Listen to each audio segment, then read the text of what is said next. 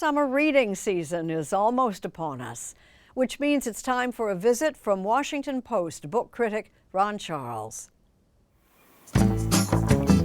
This is the Book Report. Here are 5 hot new titles to check out this summer. If you're trying to figure out what's happening with artificial intelligence, pick up Empire of AI.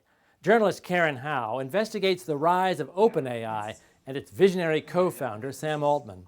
With alarming detail, she shows how this once idealistic company became everything it said it would not be, even as it remakes and gobbles up the world.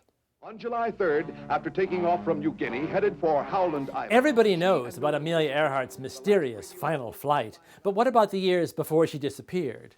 In The Aviator and the Showman, Laurie Gwen Shapiro draws on newly uncovered sources to explore the famed pilot's life and her marriage to wealthy publisher George Putnam.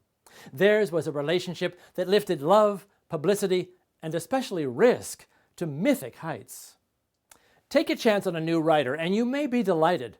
Rob Franklin's debut novel, Great Black Hope, follows a young African-American man whose family launched him for success. But after an arrest for drug possession and the death of a close friend, his once bright future feels anything but guaranteed.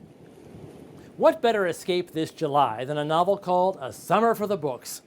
Michelle Lindo Rice tells the story of Jewel, a best-selling writer, and Shelby, who owns a bookstore. 2 old friends who went their separate ways years ago.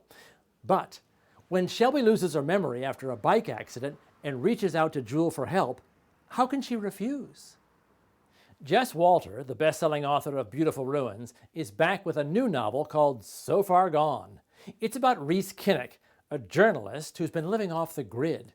But when his grandchildren are kidnapped by a right-wing militia, Reese is forced back into the world, and he charges off on a wild adventure to save them.